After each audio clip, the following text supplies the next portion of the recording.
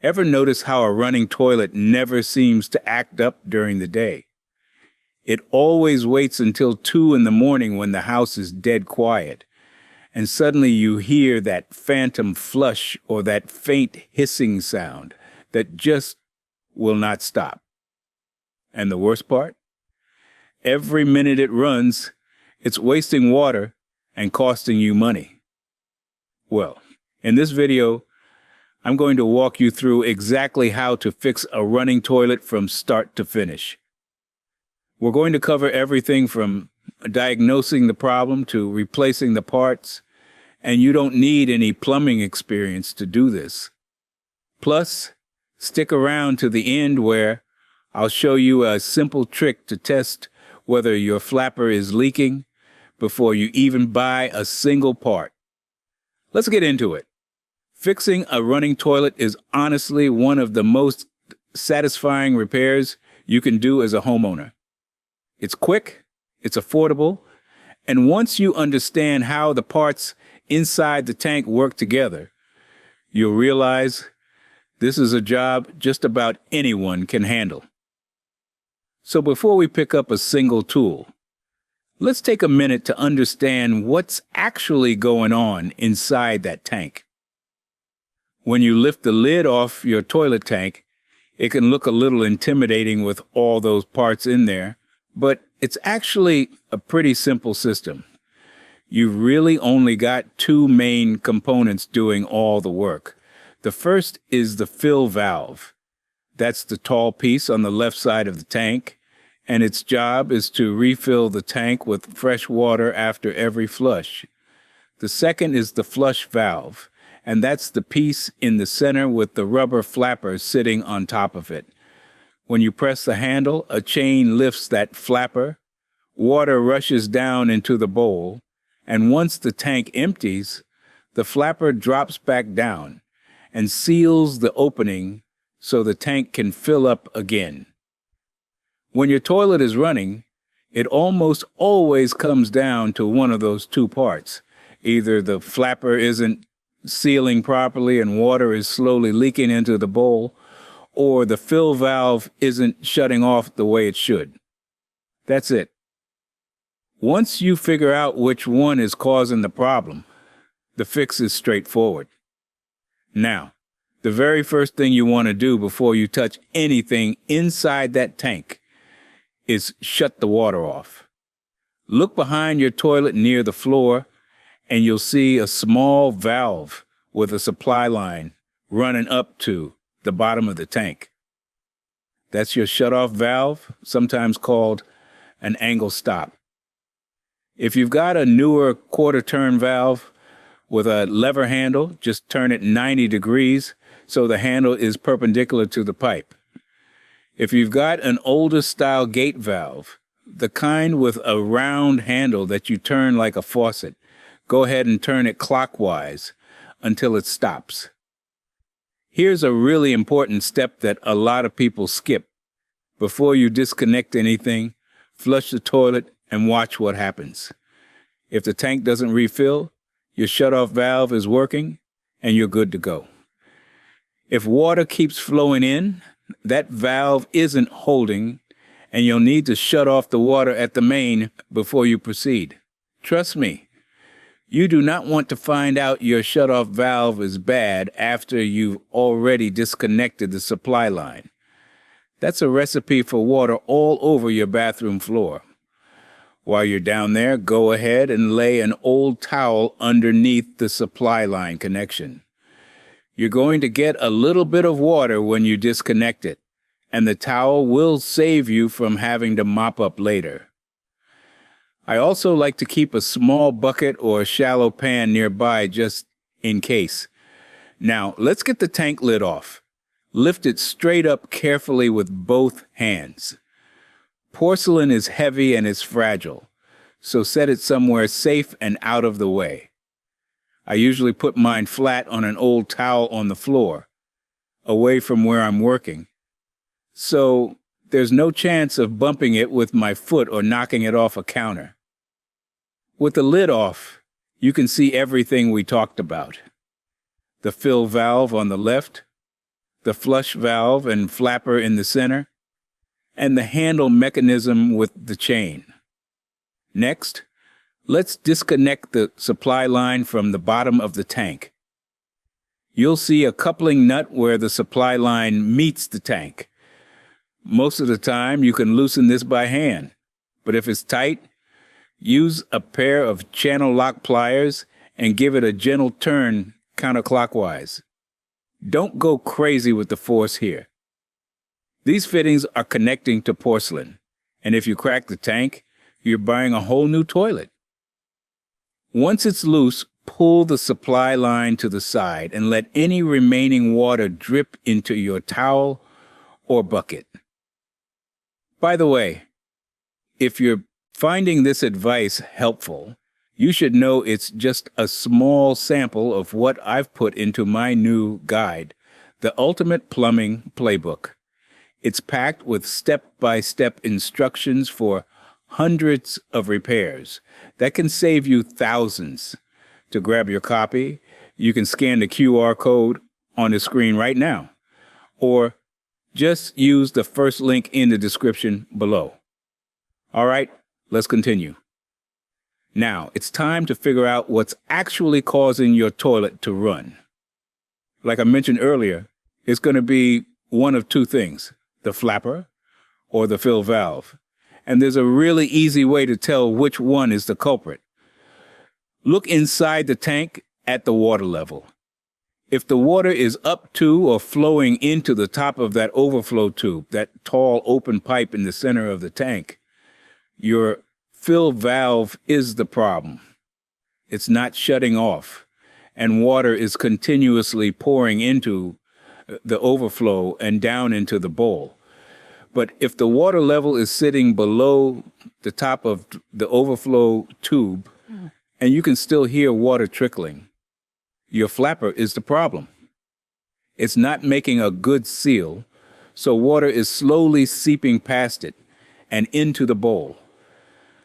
The fill valve senses the water level dropping and keeps trying to top it off, which is that running sound you hear. Take a good look at your flapper while you're in there. Run your finger along the rubber seal on the bottom. If it feels warped stiff, or if you see any cracks or mineral buildup on the surface, that flapper needs to be replaced. Also check the flush valve seat. That's the smooth ring the flapper sits on. If there are any nicks or rough spots there, even a brand new flapper won't seal properly. You can gently clean that seat with a rag or fine Scotch-Brite pad to smooth it out. If your diagnosis points to the flapper, this is about as easy as a plumbing repair gets. First, unhook the old flapper from the two pegs on either side of the flush valve. Then unclip the chain from the flush handle lever. The whole thing comes off in about 5 seconds. Now, here's something I always tell people. Take that old flapper with you to the hardware store. Not all flappers are the same. They come in 2-inch and 3-inch sizes, and different manufacturers use slightly different designs. Matching it up in person is the easiest way to make sure you get the right one.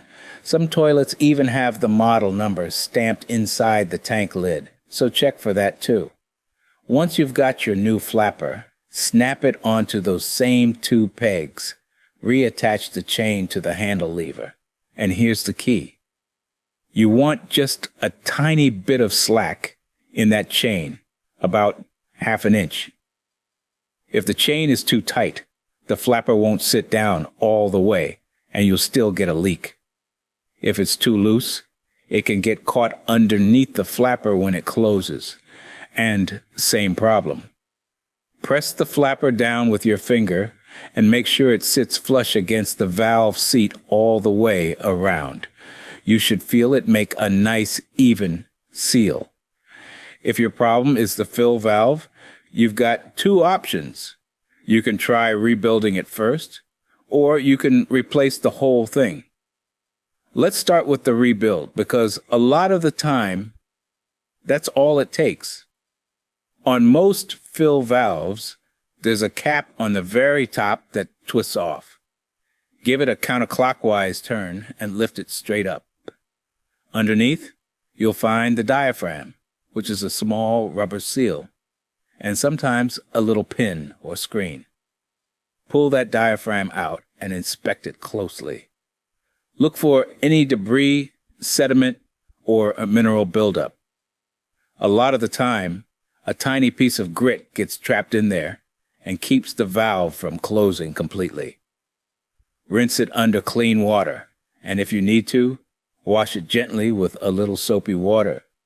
Look down into the valve body too, and make sure there's no debris trapped in there. If you see sediment, here's what you do. Hook the supply line back up temporarily, hold a rag or cup over the top of the valve, and crack the shutoff valve open just barely. The water pressure will flush that debris right out. Put the diaphragm back in, making sure it seats properly, set the cap back on, and twist it clockwise until it locks into place. Now, if rebuilding the valve doesn't solve the problem, it's time to replace it entirely. The fill valve is held in place by a plastic nut on the underside of the tank. Unscrew it by hand or with your channel locks, and the whole valve lifts right out from the top. When you set the new one in, adjust the height first. You want the top of the fill valve, specifically where the water will come out of the overflow clip, to sit about 1/2 inch to 1 inch below the top of the overflow tube. That's critical. If it's too high, water can flow right into the overflow and you're back to square one. Slide the new valve into the hole, hand tighten the nut underneath, and then snug it up with your channel locks. Don't over tighten, just snug. Reattach the fill tube so it clips onto the overflow pipe, and you're set. Now, let's put everything back together and test your work. Reconnect the supply line to the bottom of the tank, hand tighten it first, then snug it up just a quarter turn past hand tight with your channel locks. Slowly turn your shutoff valve back on. I mean, slowly. You want to watch the connections carefully as the water fills the tank. Look at the supply line connection on the bottom of the tank. Look at the shutoff valve, and look inside the tank as it fills.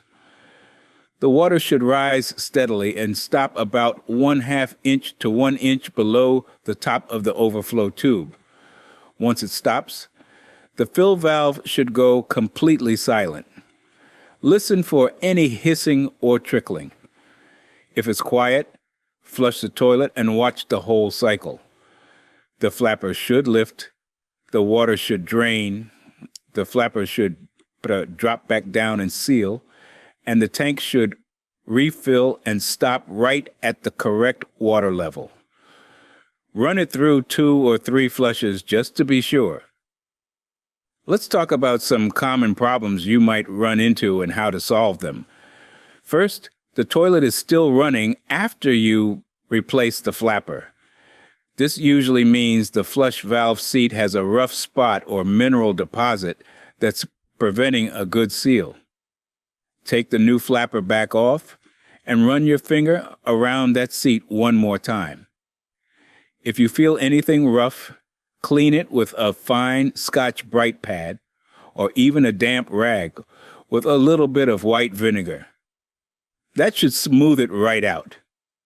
Second, the fill valve won't stop running even after you replaced it. Check your water level adjustment. Most modern fill valves have a screw or a clip on the side that lets you raise or lower the float level. If the float is set too high, the water level rises above where the valve can shut off. Lower it a quarter turn at a time and flush between adjustments. Third, you hear a faint hissing sound even though the tank seems full. This is often a fill valve. that's just barely leaking past the diaphragm. Try the rebuild procedure one more time, and if it still hisses, replace the whole fill valve. They're only about $8 to $12 at any hardware store. Fourth, the flapper closes too fast, and you're not getting a full flush. That chain is probably too loose. Shorten it by 1 or 2 links so the flapper stays open long enough for the tank to empty completely. Fifth, water is dripping from the supply line connection underneath the tank. Make sure your rubber washer is seated properly inside the coupling nut. If it's cracked or flattened, replace it. They cost practically nothing, and they come in a little bag with most supply lines. Now, for that bonus tip I promised you at the beginning. If you're not sure whether your flapper is actually leaking, here's a trick I've used for years before I even pick up a wrench. Take some food coloring, any dark color will do, and drop about 5 or 6 drops into the tank water. Don't flush.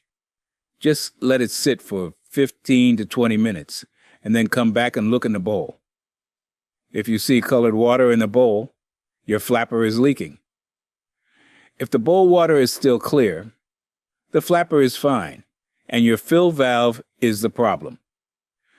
This one simple test can save you from buying parts you don't need and tell you exactly where to focus your repair.